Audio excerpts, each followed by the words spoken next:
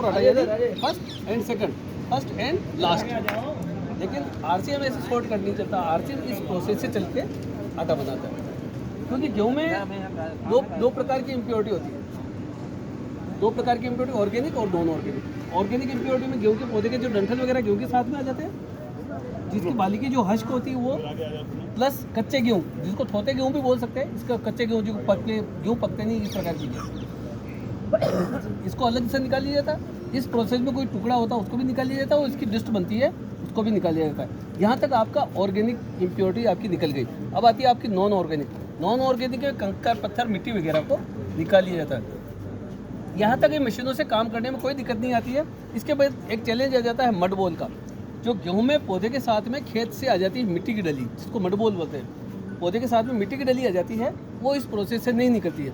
उसका क्या होता है कि मड बॉल में एक एयर का बुलबुला रहता है, तो एयर के बुलबुले से उसकी जो डेंसिटी होती है वो गेहूँ के बराबर हो जाती है, और मशीनें उसको एक्सेप्ट कर लेती है, रिमूव करती नहीं है। उसको गेहूँ समझती है और मशीनें उसको अपने गेहूँ के साथ में ले लेती है। अब उसको निकालने के लिए उस मड बॉल का स्ट्रक्चर चेंज करना पड़ता है, यानी गेहूँ की रबिंग होती है। रबिंग में मड बॉल टूट जाती है, और टूटने के बाद में ये डस्ट को एयर से इसको डस्ट को बाहर कर लेते हैं। गेहूँ आपका पूरी तरह से साफ हो गया। लेकिन फिर एक चैलेंज आ गया, गेहूँ का शेप।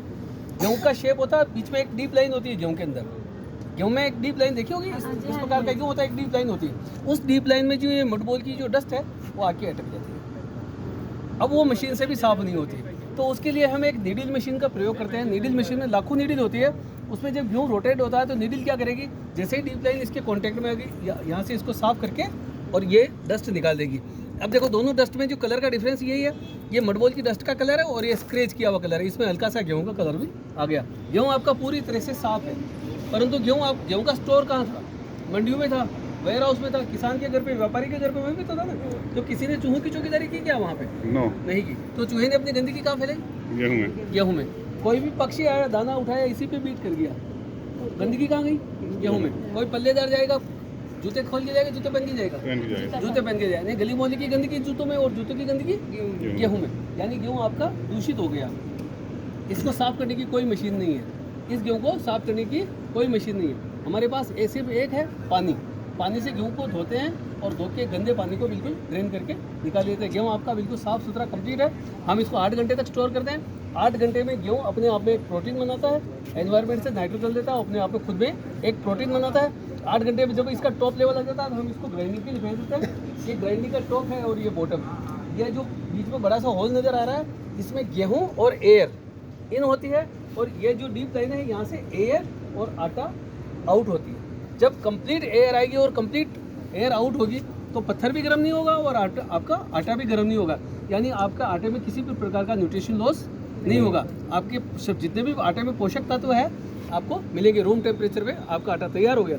कोई यहाँ कन्फ्यूजन है किसी को? आपने कोई गलती तो नहीं की? गलती कर दी आपने। देखिए गलती क्या की आपने, ये जो स्टोन देखिए आपने, इसमें स्टोन में छोटे छोटे खड्डे नजर आ रहे हैं, छोटे छोटे खड्डे नजर आ रहे हैं। यानी स्टोन की जब रबिंग हुई, आटा बना तो रबिंग हुई तो स्टोन घिसा नहीं घिसा, तो इसकी डस्ट कहाँ गई? आटे में। तो आपने इतना निकाला और आटे में क्या डाला आपने? स्टोन। निकालो, निकालनी तो पड़ेगी ना, डाली तो है ना, वापस इसकी आप स्टोन पे आ जाइए। इसकी प्रकृति भी देखिए। इसकी स्टोन की मैं आपको प्रकृति समझा देता हूँ। ये स्टोन है जो आपको पत्थर नहीं है, ये एक रेत से बना हुआ है। किससे? रेत से। रेत कौन सी है? सैंड से बना हुआ। रेत सैंड कौन सी है? आयरन कंटेंट वाली सैंड। मतलब जिस रेत में आयरन की मात्रा है, लोहे की मात्रा है, उसी रेत को ही सिलेक्ट किया है और उसी रेत से ये पत्थर बनाया हुआ है। यदि रेत में आयरन की मात्रा है तो इसकी डस्ट में भी तो आयरन की मात्रा रहेगी, वो भी जाएगी। और आयरन वाली डस्ट को निकालने का सबसे अच्छा तरीका है मैग्नेट, चुंबक। तो यहाँ से जो आटा निकला हम उसको मैग्नेटिक फील्ड से निकालते हैं। मैग्नेटिक फील्ड का मतलब होता है एक बड़ा पाइप होता है जिसमें हवा के प्रेशर से आटा जाता है, और जब आटा ऊपर जाएगा तो उसको बीच में मैग्नेट मिलेगा। तो मैग्नेट क्या करेगा? इसकी डस्ट को क्या करेगा? खींच के अपने पास रख लेगा और आटे को फ्री करके छोड़ देगा। हवा से इसलिए भेजते हैं क्योंकि हवा से जब आटा जाएगा तो आटे का एक एक पार्टिकल घूमता हुआ जाएगा। तो आटे का एक एक पार्टिकल के साथ में इसके पार्टिकल भी है, तो इसके पार्टिकल को तो मैग्नेट रोक लेगा और बाकी को वो भेज देगा। प्लस इसके पार्टिकल ने किसी आटे के साथ भी कॉन्टेक्ट भी कर लिया, जैसे इसका एक छोटा सा पार्टिकल है और आटे के पार्टिकल के साथ चिपक गया तो उसको भी मैग्नेट वहीं पे रोक लेगा। क्योंकि मैग्नेट को उसको तो पकड़ना ही है, उसके साथ साथ में वो भी आ जाएगा। तो ये जो दोनों नज़र आ रहे हैं, ये दोनों प्रोडक्शन के समय दोनों साथ में थे, लेकिन मैग्नेट ने इसको पकड़ लिया और इसको फ्री कर लिया। अब देखिए कैसे पकड़ा है, मैं बता देता हूँ। ये मेरे पास छोटा सा मैग्नेट है, मैं आपको डेमो समझा रहा हूँ। ये मैंने इसको कपड़े के कवर में कर लिया, इस प्रकार से कवर में रहता है मैग्नेट, और इस प्रकार से बीच में मैग्नेटिक फील्ड बना, यहाँ से पाइप से हटा जाता है, यहाँ से घूमता हुआ जाएगा, क्योंकि एक एक पार्टिकल है, हवा से जा रहा है, तो घूमते हुए जाएंगे, इसके पास से निकलेंगे तो इसकी डस्ट को मैग्नेट यहाँ यहीं पे रोक लेगा और बाकी के आटे को फ्री कर देगा। तो मैग्नेट ने इसको नहीं पकड़ा, क्यों नहीं पकड़ा? क्योंकि इसमें कुछ भी डस्ट नहीं थी, कुछ भी नहीं थी, इसको मैग्नेट ने रोक लिया।